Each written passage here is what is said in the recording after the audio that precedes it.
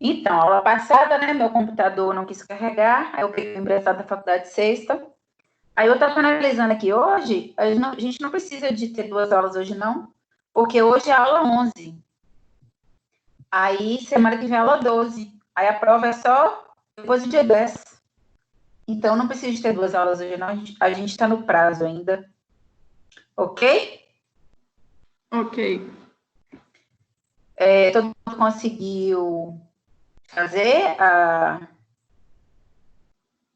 experiência do esclarecimento, Sim. enviar os relatórios. Aham. Aí tem até semana que vem para enviar o outro, né, da barra de cereal. É. Acharam difícil de fazer? Não, até que é fácil. Facinho, né? O que? Sobre o cereal? Os dois. Doce? Os dois, os dois trabalhos, do escurecimento e o da barra Ah, de cereal. sim. Ah, sim. Eu achei o cereal bem doce. Bem doce Muito mesmo. doce, né? Bastante. Eu também. Pois é, mas eu acho que se diminuir o açúcar, não dá liga. Tem que colocar alguma outra substância. Eu acho, né? Não Eu sei. ia diminuir, mas eu pensei, não, se eu diminuir, não vai ficar grudado, né? Talvez uma banana amassada, talvez dê a liga, não sei. Aí é teste. Quem quiser testar, para fazer uma mais saudável, Vou tentar talvez, fazer. né? Porque a banana amassada daria uma liga também, como se fosse açúcar derretido. Então, talvez com a banana amassada, além de adoçar, né? Porque a banana amassada madurinha é bem doce. Aí poderia ser só o mel, não precisaria do açúcar. Talvez dê certo. Mas aí eu não sei se ficaria no ponto de corte. Talvez fique muito mole. Aí é só testando mesmo para saber. Mas aí vocês conseguiram comparar com o rótulo de uma industrializada? Deu muita diferença? Ficou mais calórica do que a industrializada ou não? Ficou mais. Eu acho que a minha vai ficar mais calórica. Pelo que eu comparei com uma industrializada. Eu não terminei de fazer os cálculos ainda, mas eu acho que vai ficar mais calórica. Mas só que não tem nenhum conservante, né? Tem esse detalhe. Professora, Mais proteína, eu acho. Mais proteína e outras coisas, mas carboidrato ficou tipo, altinho, né? Mas tem mais proteínas do que a industrializada. Pois é. E assim, e a gente pode fazer uma caseira colocando whey, colocando outros produtos com proteína, né? Castanha de Pará, que a gente conseguiria até se bobear mais que aquelas barras proteicas e muito mais barato e muito mais saudável, né? Mas é mais uma vez aquela questão da correria do dia a dia. Em vida normal, todo mundo trabalhando, estudando, tentando malhar, recorre a essas barras porque é melhor do que não comer nada ou é melhor do que comer um salgado frito, por exemplo, né? Aí, quem tem tempo, tipo, no final de semana, faz a sua própria granola, faz a sua própria barra de cereal, né? Adianta as marmitinhas da semana, é maravilhoso. Mas, geralmente, no final de semana, a pessoa quer descansar, quer ver um filme, ou tem coisa para estudar, e acaba que não vai pro fogão, né? Então, depende, assim, da estrutura da pessoa, se tem alguém para fazer, quem pode fazer, ótimo. Além de mais barato, é mais saudável. Né? Vamos lá, então. Vocês conseguiram ver todos os vídeos sobre o cacau que eu mandei no grupo? Eu sim. Acharam o quê? Legal. Legal, né? Deu vontade de fazer aquele chocolate artesanal em casa. Na verdade, eu para nunca, eu nunca comi a fruta cacau. Nunca. Para mim Sério? é normal aqui em casa, porque minha mãe faz aqueles níveis de cacau. Aí a gente pega o cacau na fazenda do meu avô e ela faz a fermentação. A Faz o professora chocolate? Aqui na casa dos meus pais, aqui no fundo tem pé de cacau pra lascar. E na fazenda do meu avô também, ele vende o negócio do cacau, aí depois que leva pra lá, o povo aí já começa. Pois é, nem suco de cacau nunca tomei, nunca comi cacau, porque eu sou de Minas, né? Minas não é normal, não faz parte da cultura, é mais pro lado daqui da Bahia. Então, como eu nunca experimentei nova, eu não tive curiosidade depois que eu mudei para cá. Mas muita gente gosta, né? Fala que é bom. Eu gosto. É muito bom. Gosto também. Pois é, acho que bate a polpa de cacau com leite, não é isso? É. Pois é, nunca experimentei. Então, vamos lá.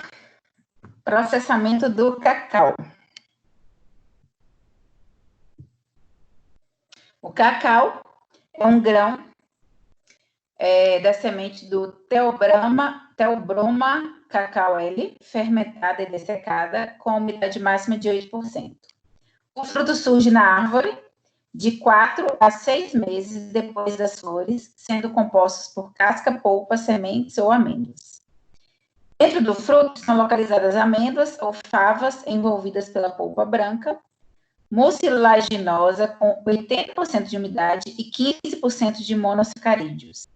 Cada fruto contém cerca de 20 a 50 amêndoas. As amêndoas ou favas, que constituem o cacau, interessam a indústria processadora, tem forma variável, medindo 2 centímetros de comprimento a 1 centímetro de largura. Aqui no Brasil, tem as fábricas de chocolate, né, famosas. Antigamente era Garoto, Nestlé, aí veio a Cacau Show, Cacau Brasil. Então, é muito utilizado no Brasil, mas também é muito exportado, né, para exportação. E na África, gente, tem vários países que, assim, vende uma saca de cacau, tipo, a R$10, trabalho escravo, criança, que o único meio de produção deles é o cacau para exportar para a Europa. Então, assim, é tenso. Aqui no Brasil, a gente ainda tem um mercado interno que, com isso, não consegue exportar um valor melhor. Mas tem alguns países da África que ainda está como se fosse na época da escravidão do Brasil. Muito triste. As crianças tendo que colher, que secar, que empacotar, carregar aqueles sacos pesados por R$1, R$2, no caso. Então, vamos lá. A cor típica do fruto varia, podendo ser amarela ou rosada. Os frutos, após serem colhidos, ficam no chão amontoados para abertura com facões. Assim, a casca é separada do conteúdo interno, constituído de amêndoas e polpa.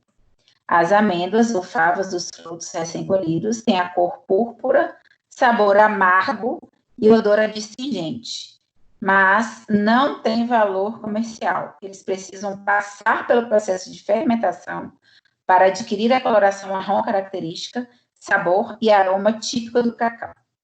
As amêndoas não apresentam uniformidade com relação à sua composição química, pois os métodos de cultivo, as diferenças nas condições do solo e clima da região onde foram plantadas afetam a quantidade dos seus constituintes. Além disso, as condições dos processos de fermentação e secagem, na qual as sementes são submetidas, também afetam a sua composição química, né? Então, tem várias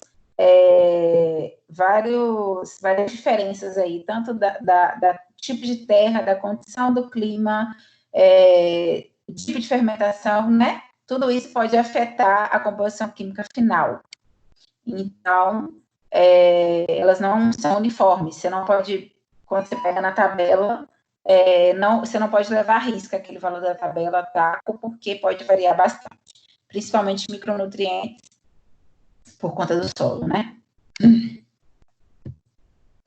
Em média, a composição centenesimal das amêndoas após a fermentação e secagem está entre 6 a 8% de umidade, 4 a 5% de cinzas, 6 a 9% de proteínas, 30 a 50% de lipídios e de 25 a 30% de carboidratos. Ou seja, de 30% para 50% de lipídios, é muita caloria, né, gente? É muita coisa. 20% de lipídio a mais é muita coisa. Então, varia bastante a composição nutricional. Os lipídios são representados pelos ácidos graxos saturados, esteárico e palmítico, e o insaturado oleico, caracterizando a manteiga de cacau. Essa composição de ácidos graxos confere um efeito refrescante, pois quando ingeridos... Gente, estão me ouvindo? Sim. Porque ficou embaçada a tela, achei que eu tinha caído. Então, a composição de ácidos graxos confere um efeito refrescante, pois quando ingeridos absorvem uma quantidade de calor de fusão e derretem. A estabilidade da gordura do cacau, frente à autooxidação e à alteração microbiana, também está relacionada à composição de seus ácidos graxos.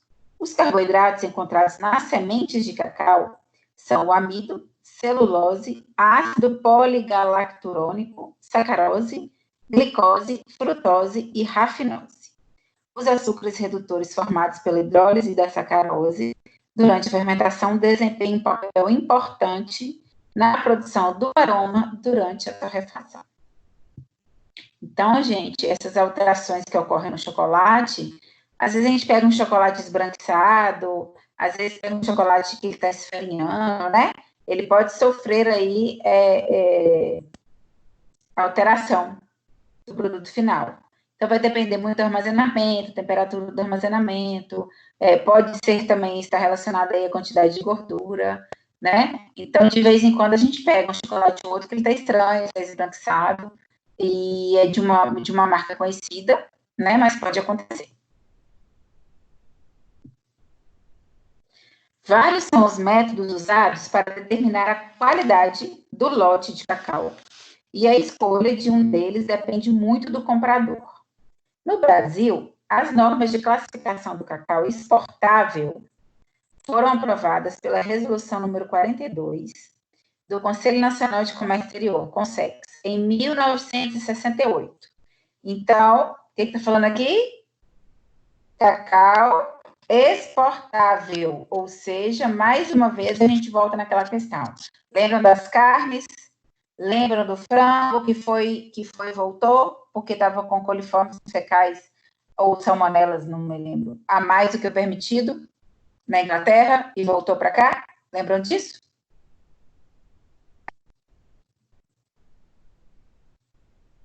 Hein, gente?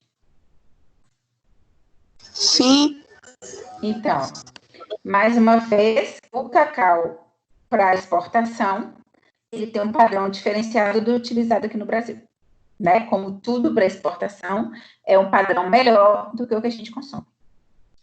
Então, são considerados defeitos graves o mofo, sabor adstringente e amargo, cor cinza escura, infestação por inseto e odor estranho.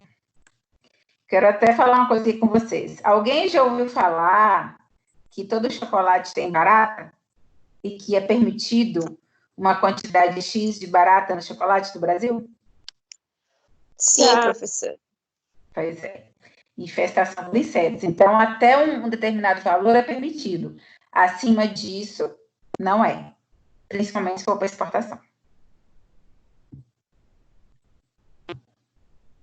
Aí tem um fluxograma com as etapas da extração do açúcar do cacau, né? Colheita do cacau, fermenta, torrefação, trituração e moagem, prensagem, torta do cacau, moagem e cacau em pó.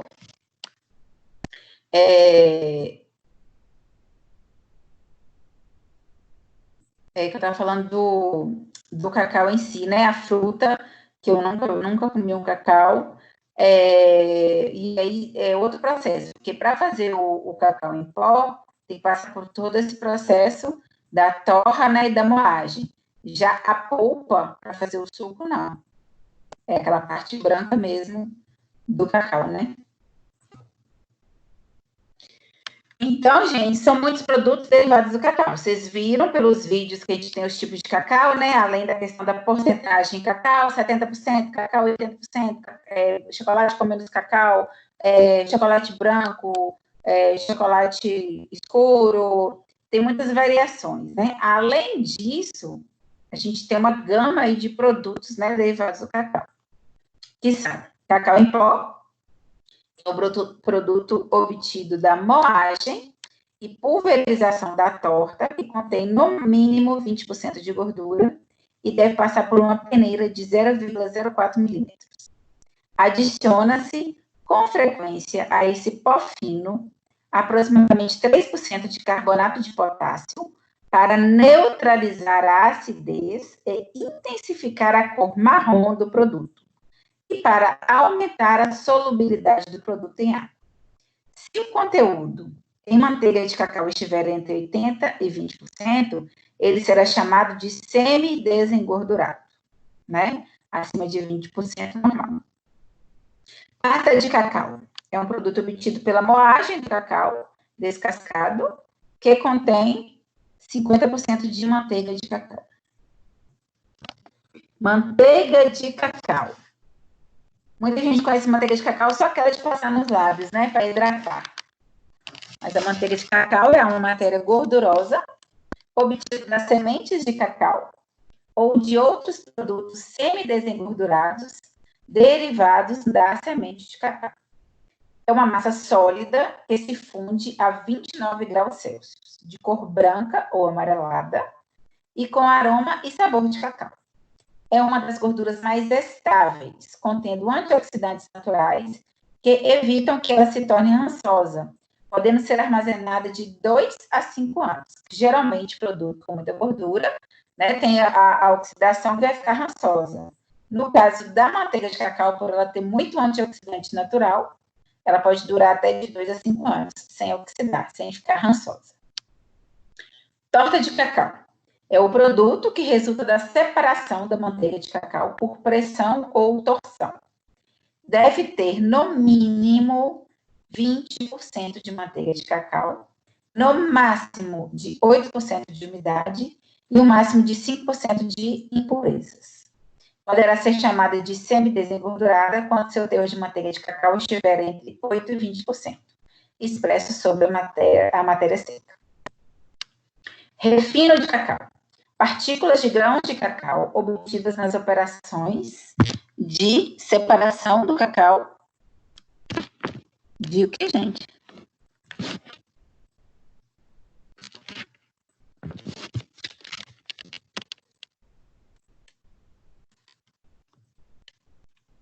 Gente, me ajudei que eu não consegui ler, não. Tem negócio preto em cima. Nas operações de separação do cacau de quê? E da casca por ventilação e na germinação. Ah, tá. E que contém no mínimo 20% de matéria gordurosa. Cacau em pó açucarado. Produto obtido pela mistura do cacau em pó com açúcar, sacarose. Esse produto deve ter, no mínimo, 32% de cacau em pó e 5% de umidade. Só que tem uns chocolates em pó que não tem 32% de cacau, não. Você pode colocar 1 quilo que ele fica branco ainda, né? Puro açúcar. Cacau em pó açucarado com farinha.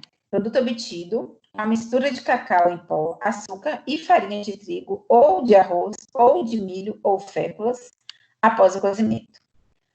Deve ter no mínimo 5% de umidade, no mínimo 25% de cacau em pó e no máximo 18% de farinha. Geralmente é aqueles mingau de chocolate, né? Tipo cremogema de chocolate. Casca de cacau. Produto que designa as frações de episperma dos grãos moídos de cacau, sem qualquer manipulação nem transformação posterior. Misturas à base de cacau para bebidas. Mistura-se o cacau em pó com açúcar, com sacarose, maltose, glicose ou lactose e leite em pó, e ainda podem ser adicionados produtos maltados, farinha de cereais e ovos. E o chocolate é uma dispersão de partículas sólidas, como o açúcar refinado, sólidos de cacau e sólidos de leite, aromatizantes e emulsificantes, que misturados em um processo de manufatura originam um produto homogêneo. Para o processamento do chocolate, os ingredientes são escolhidos e pesados conforme o tipo de equipamento. As matérias-primas usadas no processamento de chocolate são a massa do cacau, a manteiga de cacau, que deve ser desodorizada para não alterar o sabor do produto, o açúcar, que pode ser sacarose ou xarope de milho, como também o sorbitol em produtos dietéticos, lembrando que dietético é sem açúcar, então o chocolate dietético ele é sem açúcar e ele pode ser consumido pelo diabético. Agora, o chocolate light não quer dizer que ele não tenha nada de açúcar. Um light, ele pode ter redução de açúcar ou redução de gordura. Então, light não é recomendado para diabético. Diabético só pode consumir diet, porque o diet geralmente vem escrito lá, diet, 0% de açúcar. Então, o chocolate diet, por exemplo, se você pegar uma barra de talento normal e um talento diet, você vai comparar as informações nutricionais, o diet vai ser igual ou até mais calórico do que o normal. Porém, ele não vai ter açúcar. Só que para conseguir a textura, vai colocar mais gordura ainda. Então, por isso que ele é mais calórico. Então, a gente tem que conscientizar um paciente diabético. Que tipo? A pessoa é chocolatra, ela não vive sem chocolate. É diabética, ela não pode consumir muito doce, né? Não pode. Aí você vai propor, após uma refeição completa, com muita proteína, com muita fibra, que ela pode consumir um pouco, um quadradinho, 20 gramas, de um chocolate dietético, ou um chocolate 80% de cacau, né? Aí você vai dar as opções. Ele não vai ficar sem consumir, mas ele vai ter que reduzir o consumo e, de preferência, após uma grande refeição rica com fibras e proteínas. Lembram disso, gente? Por que que o diabético só pode consumir açúcar sem ter tanta alteração aí, tanto pico de glicemia na corrente sanguínea, em conjunto com proteínas e fibras? Vocês já estudaram isso?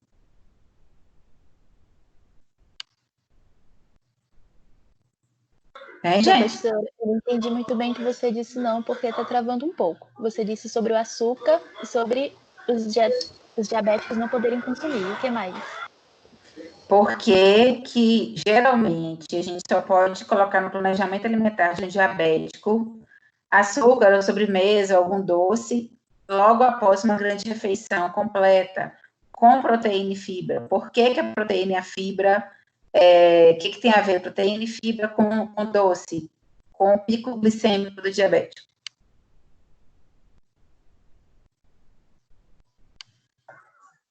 Eu não sei, mas pela lógica, as fibras ajudaria no índice glicêmico, tipo, para o açúcar não ir tão rápido assim para a corrente sanguínea? Pois é, o que acontece? Toda a refeição de um diabético, ela tem que ter proteína ou fibra, ou os dois juntos de preferência. Por quê? Se um diabético consumir só carboidrato, e um carboidrato com alto índice glicêmico, rapidamente esse açúcar vai para a corrente sanguínea. Então, ele pode ter uma hiperglicemia ali, uma alteração da glicemia dele. E aí, se ele for um paciente que toma só a medicação, vai alterar. Se for um paciente que aplica insulina, provavelmente ele vai ter que fazer uma aplicação de insulina naquele momento, porque não deveria ter consumido tanto açúcar. Aí, quando a gente quer oferecer para um diabético açúcar, seja ele uma fruta, seja ele uma sobremesa, né, seja aí carboidratos tipo pão, macarrão, arroz, você até pode colocar dentro da porcentagem permitida ali no cálculo. Porém, você tem que sempre lembrar de colocar carboidratos com uma alta quantidade de fibra e com um índice glicêmico baixo, para você evitar o pico de glicemia na corrente sanguínea desse diabético. E uma das formas da gente evitar o pico de glicemia é alimentos ricos em fibras, e alimentos com proteínas, porque assim a digestão é lenta. O corpo demora a digerir e absorver, então demora a enviar esse açúcar para a corrente sanguínea. Só quando chega lá no intestino que vai realmente liberar. Então é lento, não vai dar um pico de glicose na corrente sanguínea, que é o que a gente geralmente procura para um atleta, para uma pessoa que está praticando atividade física, principalmente atividade física longa, tipo maratona, ciclista, né, que são mais de 2, 3 horas ali fazendo atividade física. Você quer uma via ali de glicose rápida, para que ele tenha energia durante todo o processo, não tenha cãibra e não pare. Já o diabético é o contrário. Você tem que pensar ao contrário do atleta. Você quer entregar lentamente glicose na corrente sanguínea para que não precise de muita insulina. E, de preferência, orientar o diabético que ele tem que fazer atividade física diária. Porque fazendo atividade física, ele vai queimar, consumir essa glicose aí que está na corrente sanguínea dele. Deu para entender o que eu quis dizer? Uhum. Então, o paciente diabético, ele pode consumir o chocolate dietético, porque o chocolate dietético não vai ter o açúcar. Porém, tem que lembrar que, para estabilizar esse chocolate, ele tem muita gordura. E se for um paciente diabético, ele tem uma probabilidade alta de doenças cardiovasculares. Aí você tem que lembrar de olhar como que está a quantidade de lipídios desse paciente. Se ele está com dislipidemia, se os lipídios estão alterados, qual é o químico dele. Porque se o paciente, além de diabetes, tiver dislipidemia, ele não vai poder comer o chocolate dietético. Porque o chocolate dietético tem muita gordura. Isso pode.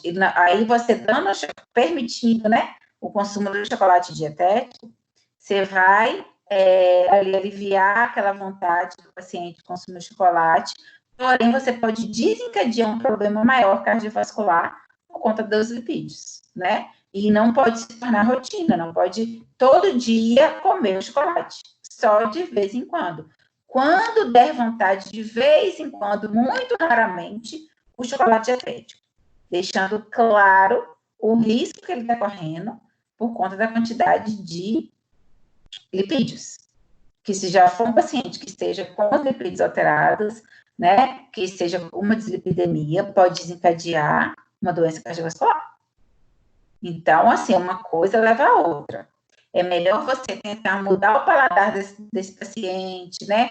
Consumo de frutas, consumo de outros tipos de sobremesa que não seja chocolate, porque a fruta, além de ser doce, tem a fibra, aí você vai orientar as frutas com o índice glicêmico mais baixo, né? E tentar ali fazê-lo entender a importância dele readaptar o paladar e realmente parar de consumir o açúcar. Que vai fazer muito melhor para a saúde dele, né? Vai ser bem melhor do que ficar consumindo produto dietético. Porque o produto dietético, para poder retirar o açúcar, tem que acrescentar várias outras substâncias que vão ocasionar outras patologias. Ok, gente? Deu para entender? Uhum.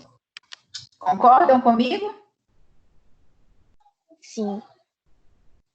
Porque hoje tem uma variedade imensa de produtos dietéticos no mercado. Produto dietético, sem glúten, sem lactose, né? Tem muita opção. Porém, a importância da leitura do rótulo é essa, né? Dos ingredientes. Porque muitas vezes, para retirar algum componente, tem que acrescentar um outro. E muitas vezes não é interessante, né? Fazer o consumo rotineiro deste produto adaptado aí. Ok? Então, vamos lá. Estava nos produtos dietéticos, né? Leite em pó, que pela sua composição em lipídios e proteínas conferem uma viscosidade e plasticidade do chocolate. Lecitina de soja, que é o emulsificante, né? Para poder dissolver melhor, permite a melhor mistura dos ingredientes e atua na liquefação das coberturas de chocolate e os aromatizantes naturais, como baunilha, cravo da Índia, canela, ácido benzoico, óleos essenciais, etc. Então, quando a gente vai comprar um chocolate, vai ler o rótulo, tem que prestar atenção também quais são os componentes, né? Porque se for aquele tanto de nome que não é alimento, provavelmente não é um chocolate bom. O ideal é que seja cacau, a gordura de cacau, né? Pouco açúcar, maior quantidade de cacau, que vai ser o chocolate mais saudável, que está rico em antioxidantes, e não aquele rico em açúcar.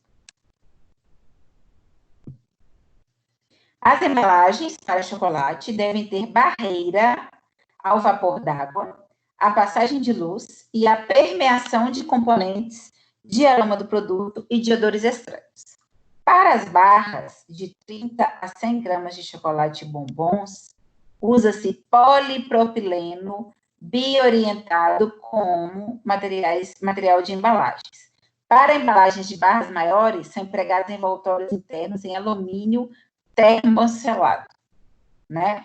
Quem compra essas barras de chocolate grande para fazer culinária, para fazer bolo, fazer bombom, você percebe que é diferente a embalagem daquela barra de 1 quilo, 2 quilos, dessas barrinhas que a gente consome aí de 30 a 100 gramas. Ela tem que ser mais resistente. Ok? Estão muito caladinhos.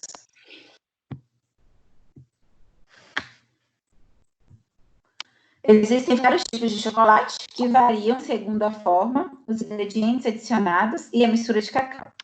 Dos diferentes tipos de cacau, destacam-se chocolate ao leite, chocolate meio amargo, chocolate branco e compote. O chocolate ao leite é um chocolate constituído pela mistura de manteiga de cacau, massa de cacau, açúcar e leite em pó. Chocolate meio amargo. Chocolate feito com a massa de cacau e manteiga de cacau, possui cor escura e sabor amargo devido ao reduzido teor de açúcar. Não é adicionado leite. Chocolate branco é constituído por manteiga de cacau, aromatizantes, açúcar e leite em pó. E o compote é obtido quando se substitui a manteiga de cacau por gordura hidrogenada, que pode ser usada como cobertura de bolos e sorvetes. Alguém pode me dar um exemplo de um chocolate clássico que fez parte da infância de muita gente aí, e quando você coloca na boca, você só consegue sentir o gosto dessa gordura hidrogenada? Aquelas guarda-chuvas, ou então aquelas sombrinha, justamente, né? Aquela famosa sombrinha.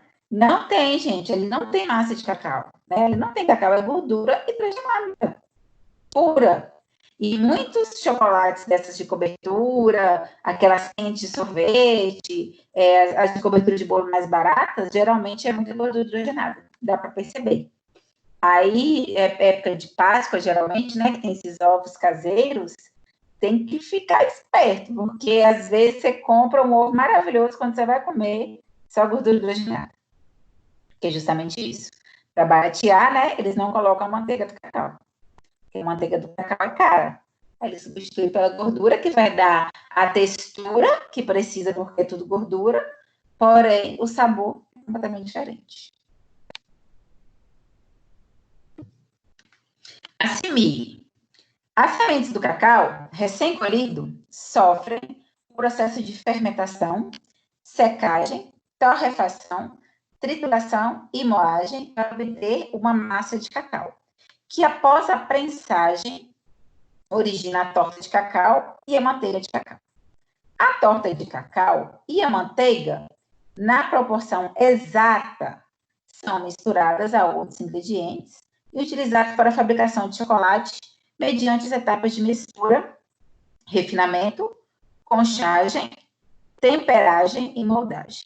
Através desses processos, é possível obter vários tipos de chocolate que se diferenciam em relação aos constituintes da mistura, que, para serem padronizados, são submetidos a análises físico-químicas, microbiológicas e sensoriais. Lembra que eu falei das microbiológicas? Tem que analisar a quantidade de inseto, se está dentro do permitido. Físico-químicas vai ser o quê? Textura, os componentes ali, né? Quantidade de macronutrientes, conservantes, antioxidantes. E sensoriais, se está na textura ideal, se está na cor ideal, se está no aroma ideal, se está no sabor ideal, se derrete na boca. Então, tudo isso é analisado, né, quando faz as misturas e vão surgindo os tipos de chocolate daquela forma. Ok, gente? Certo. Ok. Vamos lá. Primeiro, o que acontece primeiro com o cacau, até ele se transformar no chocolate? A secagem, né? Comum, que é feita uma plataforma de cimento coberta com um telhado onde se espalham as amêndoas. Alguém lembra daquela novela, gente? Esqueci o nome da novela, uma novela da Globo, que foi gravada em Itabuna, Ilhéus, por ali, que o... esqueci o nome do ator. Chocolate com pimenta? Não, era uma mesmo, fazenda de cacau, que ele ficava pisando no cacau. É antiga essa novela, A cor do cacau? Marcos Palmeira. O ator era Marcos Palmeiras. Ele ficava pisando no cacau.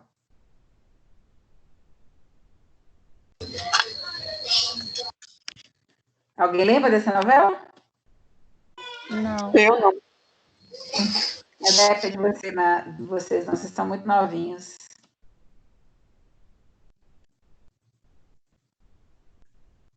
Procurando aqui, que eu sou assim, eu sou cismada com o negócio. Novela Renascer. Novela de Conheço. 1993. 93, gente, tem quantos anos? 27 anos. Era a novela Renascer. Depois vocês procuram na internet. Ele ficava pisando no cacau. Era com o Antônio Fagundes, Jackson Antunes, essa turma aí que faz as novelas geralmente de roça. Aí passava direitinho isso, a plataforma de cimento com o telhado, durante a secagem, né? Ia puxando o telhado e ia mexendo ali as sementes. Então, durante a secagem, ocorre a quimiofermentação, quando as enzimas atuam sobre os compostos químicos presentes nas amêndoas, gerando o sabor de chocolate. A temperatura de secagem deve ser em torno de 34 a 40 graus, por ser a temperatura ideal para as enzimas. Temperaturas mais altas podem provocar desnaturação e mais baixas as reações se processam lentamente. As amêndoas devem ser revolvidas periodicamente para eliminação uniforme da umidade. A secagem acontece entre 4 e 5 dias e a umidade final das amêndoas secas não deve ultrapassar 6%.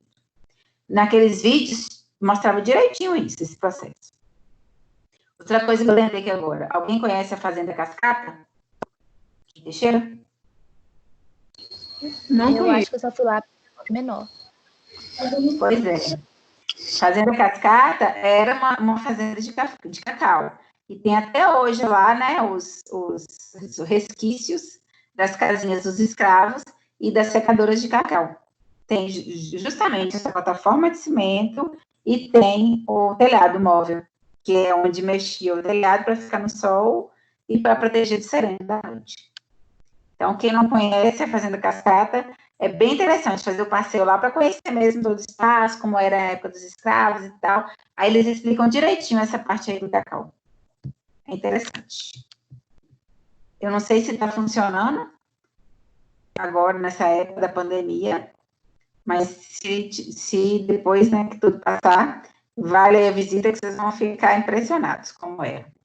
A forma artesanal mesmo, né? Que hoje em dia tem a secadora como é que fala? Elétrica, hoje está tudo automatizado, né? Mas antigamente, há 200 anos atrás, era feito pelos escravos, tudo artesanalmente. Então, vamos lá. Assinale a alternativa que justifica as amêndoas terem uma umidade de 6%. Para não apresentar amêndoas quebradiças e nem contaminação por fungos, para não apresentar mucilagens nas amêndoas e nem contaminação enzimática, para não apresentar amêndoas cor marrom escura e nem contaminação bacteriana, para não apresentar amêndoas ácidas e nem contaminação por insetos, ou para não apresentar amêndoas com putrefação e nem contaminação por fungos. Por que ela tem que ter umidade? Qual? Letra A. Para não apresentar amêndoas quebradiças e nem contaminação por fungos? Isso. Porque com a umidade maior ela quebra? Tá. Será? Não seria quanto menor a umidade, mais ressecada, mais ela quebraria, não? Eu acho que com a umidade maior, as chances de ter fungos ou, sei lá, algum outro micro-organismo seria maior. Sim, mas e a questão de quebrar? Não seria quanto mais seca, mais quebradiça? Pensando por esse lado, sim. E aí, mantém a letra A?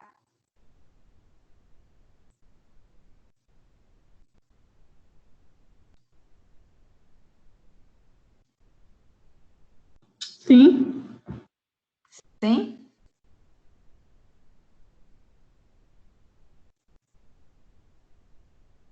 Vamos ver, então. Letra A. A secagem acontece entre 4 a 5 dias e a umidade final das amêndoas secas não deve ultrapassar 6%. A umidade mais elevada pode resultar em uma fácil contaminação do produto com fungos e insetos, e uma umidade mais baixa torna a amêndoa quebradiça, diminuindo seu valor comercial, entendeu? Então, é até 6%. Mas se for muito abaixo de 6%, ela vai ficar muito seca e vai ficar muito quebradiça. E se for muito úmida, ela vai ter o maior risco de contaminação por fungos, que vai estar úmida. Então, tem que ser na média de 6% aí, que é a umidade ideal. Nem quebradiça, nem com fungo. Ok? Certo. Ok.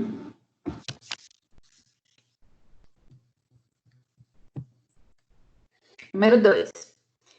Recipientes em forma de conchas com fundo de granito e paredes aquecidas com camisa de vapor, munidos de agitadores em forma de pás, que giram lentamente. A temperatura varia de 46 a 52 graus para o chocolate ao leite e de 60 a 70 graus para o chocolate em tablete. O tempo é de 12 a 16 horas, conforme o produto.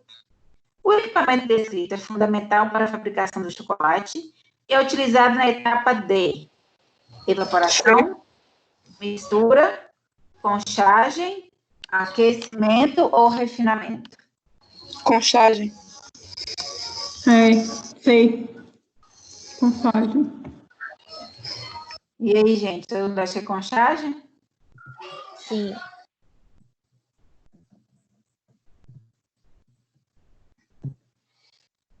É na etapa de conchagem que o pó obtido do refinamento irá fluidificar-se, perder o sabor indesejável de certos componentes naturais e liberar o aroma característico do chocolate, o que o produto final se torna brilhante, cheiroso, de textura fina, que dissolve na boca.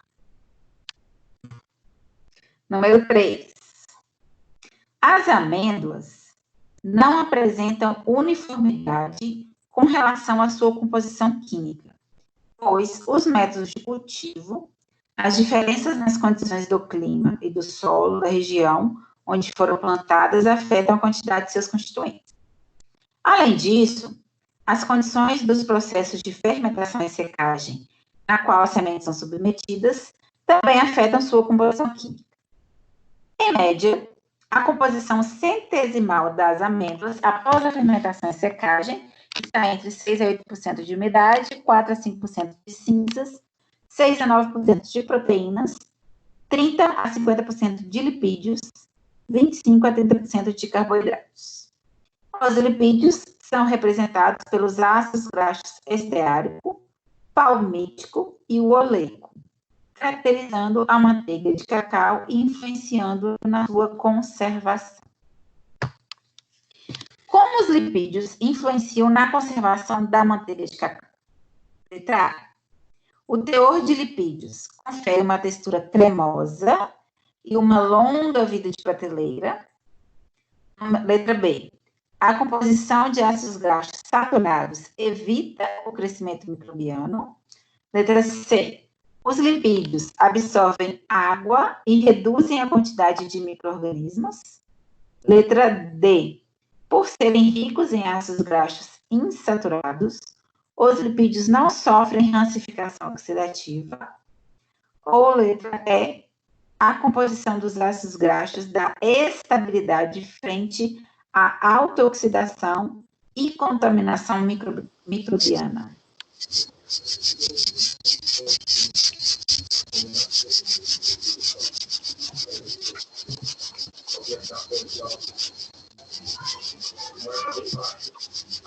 Ah, é?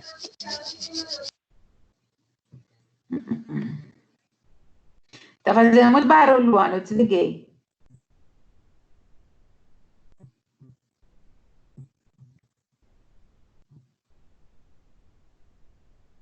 Qual, gente? Qual a resposta? É? Letra E. Letra E. Composição dos ácidos graxos dá estabilidade frente à alta oxidação e à contaminação microbiana? Eu acho que é.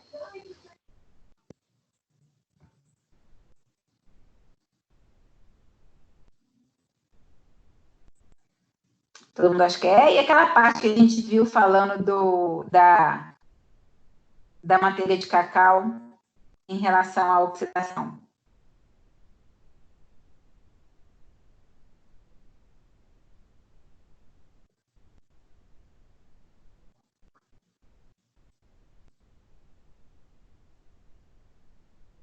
Hein? Continua na E? Sim. Sim. Os lipídios são representados pelos ácidos graxos saturados esteárico e palmítico, e o insaturado oleico, caracterizando a manteiga de cacau. Essa composição de ácidos graxos confere um efeito refrescante, pois, quando ingeridos, absorvem uma quantidade de calor de fusão e derretem. A estabilidade da gordura de cacau frente à alta oxidação e alteração microbiana também está relacionada à composição de seus ácidos graxos. Então, letra E, mas dá para confundir, né? Então, gente, é o seguinte, como eu falei, né, nós tivemos aula passada, mas só falta mais uma aula que é sobre bebidas alcoólicas. Estou procurando alguns vídeos interessantes para vocês, mas tem muita coisa, gente, de bebida alcoólica. Quando você para para pensar, são muitos processos diferentes, né? Para fazer o vinho, para fazer a cachaça, para fazer um uísque, para fazer uma tequila, para fazer a cerveja artesanal. Tem muitos vídeos na internet, tem muita coisa legal. Aí eu pensei o seguinte, em vez de eu encher vocês de vídeo para vocês assistirem, eu estava pensando em dividir aí grupo de 3 pessoas mais ou menos, e aí cada um ficava com uma bebida alcoólica específica e podia associar isso à nutrição. Tipo assim, vamos supor, quem fica com a cachaça. Aí pode falar um pouquinho como é a fabricação da cachaça e a utilização da cachaça na culinária. Alguém sabe como a gente utiliza a cachaça na culinária? Sim. Como? Já vi muita gente colocando cachaça em pizza. Então, mas por quê? Tem um porquê, entendeu? Aí eu achei mais interessante, em vez de eu abordar, dar uma aula falando de como é feito cada tipo de bebida, a gente associar essa bebida à nutrição. A gente sabe, por exemplo, que você vai deglaciar, a palavra é essa, deglaciar uma comida na frigideira, você está fazendo ali um filé mignon. Aí dá aquela rapinha na panela. Em vez de você jogar água, você joga um vinho. Você vai deglaciar. Você vai retirar aquela casquinha do fundo e agregar um sabor diferente à carne, né? Você faz isso com vários tipos de pratos. Deglaciar com vinho, ou vinho branco ou vinho tinto. Se for para fazer um molho madeira do filé mignon, você vai deglaciar com vinho tinto. Se você estiver fazendo um frango, você vai deglaciar com vinho branco. Você pode usar conhaque para... Como é que fala a palavra? Pega fogo na panela? Ai, me deu um branco também. Você tá ali com a frigideira e joga o conhaque, pega fogo para flambar. Flambar. Aí, tipo assim, eu achei mais... Eu tava pensando isso hoje com meus botões aqui. Acho que seria interessante Aí cada grupo falava rapidamente, tipo assim, a cachaça vem da cana-de-açúcar, né?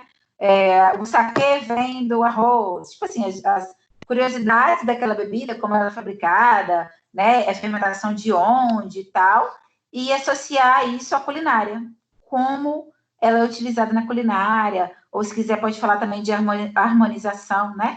Que tem harmonização, qual tipo de vinho, com qual tipo de alimento, tanto de variedade hoje que a gente tem de cervejas artesanais, aí cada tipo de cerveja harmoniza com um tipo de alimento ali para tirar gosto. Então, eu acho legal, porque vai ser, assim, curiosidades, e que a gente utiliza em restaurantes finos, né? Por exemplo, se você for trabalhar como nutricionista de um restaurante fino que tem um chefe, é interessante saber.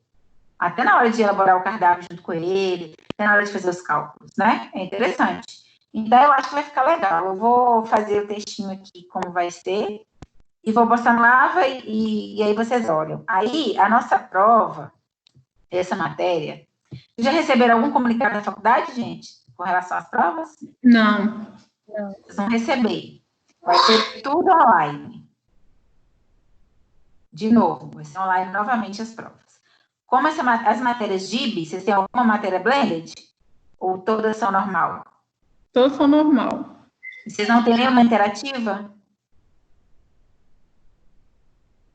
Acho que não.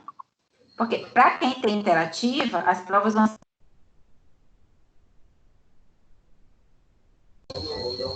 Como é que é, professora? Fala de novo. Cortou.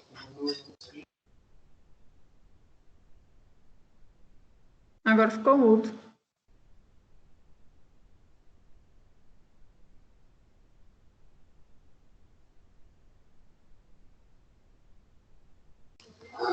Olá!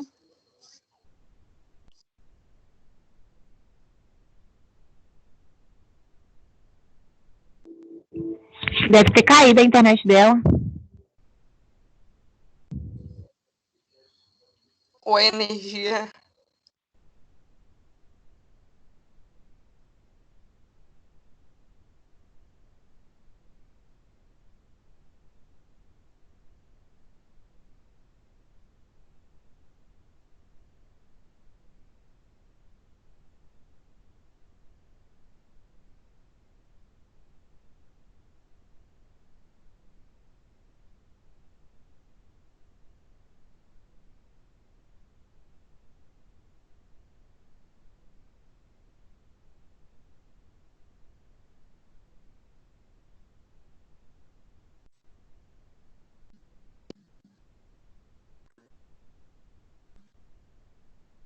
Estão me ouvindo, gente? Sim. Agora sim. Internet Agora? caiu. Então, Agora então, sim. assim, vocês têm alguma disciplina interativa? Não. Não, né? Não, acho que não. Então, as provas vão iniciar na semana do dia 8 de junho. Provavelmente, minha prova vai ser dia 11 de junho, na quinta-feira. Então, nós ainda temos, semana que vem, dia 28, a aula sobre bebidas alcoólicas. Dia 4 de junho, posso dar uma revisão, se vocês quiserem. E a prova dia 11 de junho, ok? Aí, o que eu pensei? Em vez dessa aula do dia de semana que vem ser sobre a fabricação de cada bebida, a gente fazer esse trabalho. Vocês pesquisam aí coisas legais, interessantes, curiosidades. De onde vem? Como é a produção da cerveja? Como é a produção da cachaça? Como é a produção da tequila? Como é a produção da uva? Quais os tipos de uva? Qual a diferença de um vinho para um champanhe, para um espumante? Curiosidades. E associar isso com nutrição. Tipo, quando que a gente pode utilizar na culinária a cachaça? Quando que a gente pode utilizar na culinária a cerveja? Quando que a gente pode utilizar na culinária o rum? Ou então até mesmo a harmonização.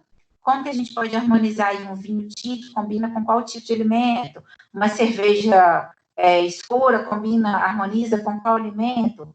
Por quê?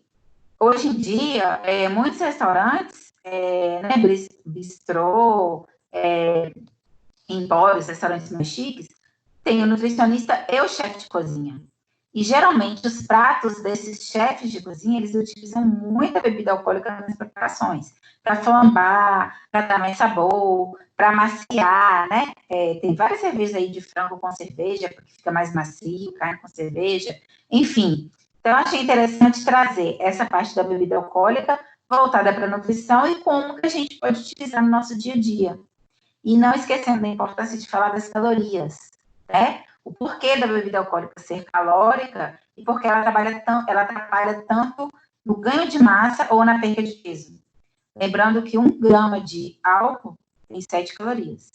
E além do álcool, aquela bebida tem outros componentes, né? No caso da cerveja tem a cevada, que também engorda. No caso de um licor, tem o açúcar. No caso do vinho, tem a uva, enfim.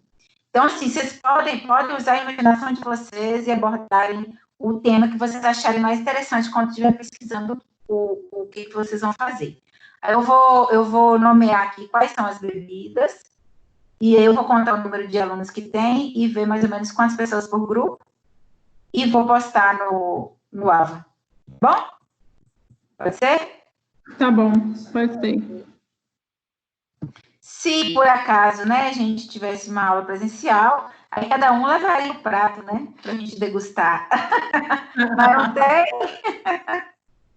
Fazia aí um pato na cerveja, não sei o que lá, levava. O outro fazia um filé flambado no rum, levava. O outro fazia um bombom, uma sobremesa com uma bebida, que tem também sobremesas. Tem bala de cachaça, que a gente comeu bala de cachaça? Parece uma gelatina. É tipo uma gelatina passada no açúcar. Aí ela é crocante por fora. Quando você morde, é a gelatina mais molinha por dentro, com gosto de cachaça. É típica de Minas. Os mineiros adoram cachaça. Então, assim, vocês vão pesquisar, vocês vão achar muita coisa interessante relacionada à alimentação, né, a comidas preparadas com alguma bebida alcoólica. Só que o que acontece? Quando vai no fogo, gente, acaba, né? O álcool evapora. Então, não tem problema. Criança, idoso, todo mundo pode consumir, porque ficou muito tempo no fogo, no forno. Então, o álcool evaporou. Ele foi utilizado ali só para dar um sabor, para maciar, né? Por algum intuito ali utilizou o álcool, mas ele evaporou. Você não vai ficar bêbado de consumir aquele alimento preparado com algum tipo de álcool. Certo? Certo. Aí, quem tiver uma receita de família, né? Quem tiver alguma curiosidade para contar também pode contar. Aí eu vou só... Oi. Já pode escolher logo qual é? Pode. Então vou botar no... Eu quero no vinho. Como? Eu quero vinho, pode ser? Rum? Não, vinho. Vinho? Não, então, eu pensei, ó, vinho, rum, cachaça, tequila, que a tequila, não sei se vocês sabem, a tequila é feita de uma planta específica. A tequila não é de cana-de-açúcar e não é de arroz.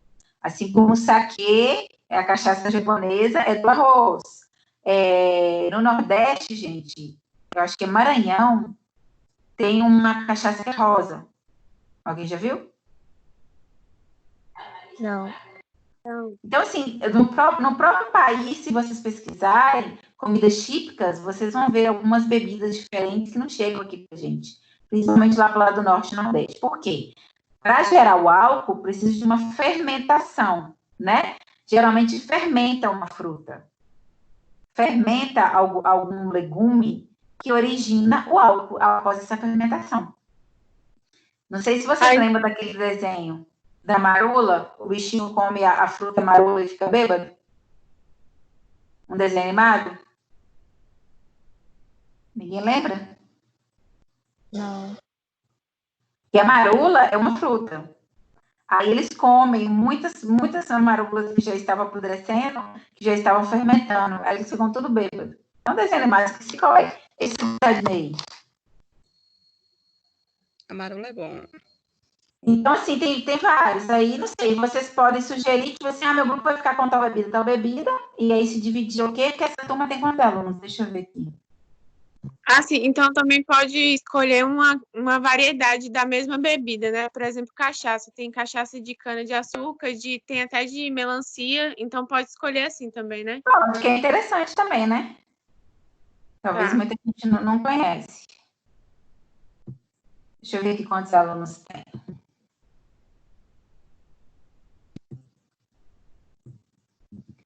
Tem 30 alunos. Aí a gente poderia fazer o quê? 10 grupos com 3? Ou não tem 10 bebidas? Ô, professora, seria Oi. melhor se deixasse o grupo de 4 alunos, porque, tipo, desde o início tá sendo 4 alunos. 4? Aí, deixar 3 agora, um vai ficar de fora. Então, vão ser 7 grupos com 4. Não. Porque 7 vezes 4, 28. Aí vai ficar faltando 2 alunos. Vão ter 2 grupos com 5 alunos, então. Isso. Né? Aham, eu acho melhor. 2 grupos com 5 e 5 grupos com 4. 7 grupos. Ok? Então, monte os grupos de vocês e coloca aqui no grupo do WhatsApp, então, tipo, meu grupo vai ser cerveja, meu grupo vai ser vinho, meu grupo vai ser cachaça, meu grupo vai ser saquê, entendeu? Pode ser? Ok, pode ser. Então, tá bom. Então, é isso. Encerramos a aula de hoje. Alguma pergunta? Não, professora. Sobre a aula, não. Professora, mas eu posso fazer uma pergunta sobre o trabalho de segunda, que é sobre o estabelecimento de novo? Quando você pede para, tipo assim, meu grupo vai falar sobre açougue. Aí você pede para a gente pesquisar sobre a legislação. Mas você quer que a gente fale da legislação no caso, para o responsável do estabelecimento explicando um pouco sobre a legislação, ou você quer a legislação de outra forma? Por quê? Minha colega pesquisou... pode falar. Porque minha colega pesquisou... Açougue é o quê? Carne. Carne é o quê? Isso. CIF. CIF é o quê? Selo de Inspeção Federal. Quem que inspeciona carne no Brasil? Qual Ministério? O Ministério da Agropecuária. Né? Aqui na Bahia a gente tem o... como é que chama, gente? Se é ali em cima da Casa Financeira, aquele prédio, é ali que funciona o órgão que libera essas notas de gado, a DAB. Aqui na Bahia é a DAB, que é o órgão que regulamenta a venda de qualquer derivado de carne, é a DAB. Entendeu? A legislação é essa. Qual é a legislação vigente em Teixeira de Freitas que regulamenta um açougue? Quem que vai liberar o alvará daquele açougue? O alvará que vai liberar a vigilância sanitária, né? Mas o que esse açougueiro, o que esse dono do açougue, que norma que ele tem que cumprir? Ele tem que comprar carne inspecionada. Carne inspecionada com carimbo.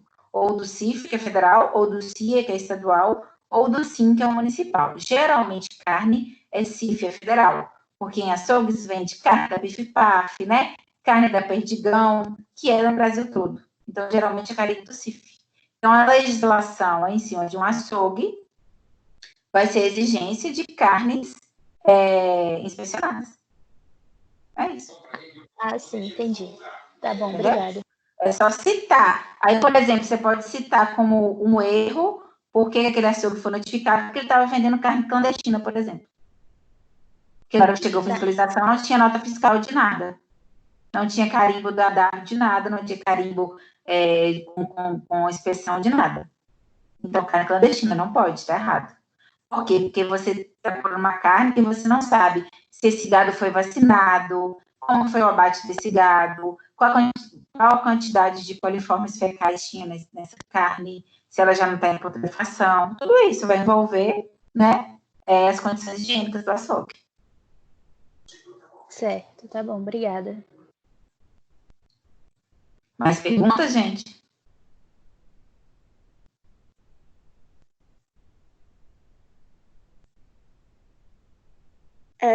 Sobre o trabalho de hoje, a senhora vai fazer uma lista para a gente escolher ou a gente pode escolher avulso? Não, escolhe e coloca aqui no grupo do WhatsApp, o grupo e qual vai ser.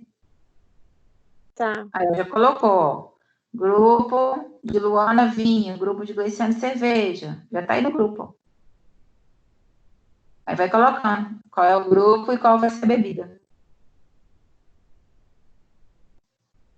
Ok?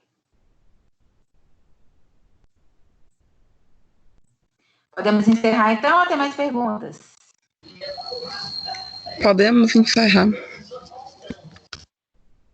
Então, tá bom. Qualquer coisa, pergunta lá no grupo. Só mais uma coisa. As legislações são CIF e quais mais? De quê? CIF é federal, né? Aí tem... CIF é para produto de origem animal. Federal. Vai ser vendido em todo o Brasil. Aí depende. Tem um mapa que é para produtos, verduras, é mapa. O Ministério da Agropecuária. Ô, professor. Buffet, por exemplo. Buffet, por exemplo. É segmento de... Tipo, mesmo segmento de restaurantes, no mesmo segmento, né? Buffet. De quê? Buffet Buffet é vigilância sanitária. Ah, sim.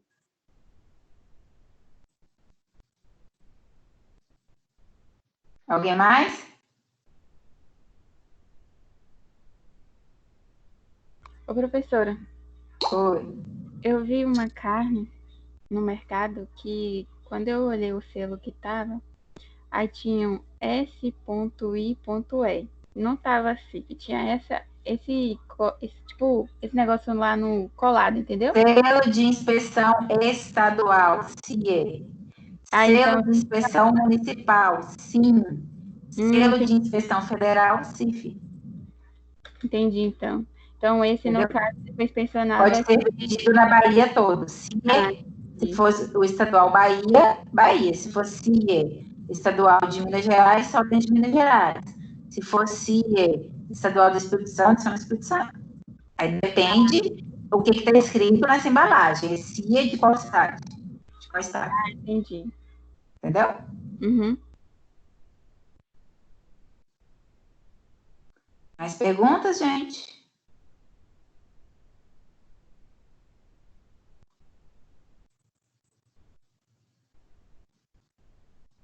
Não?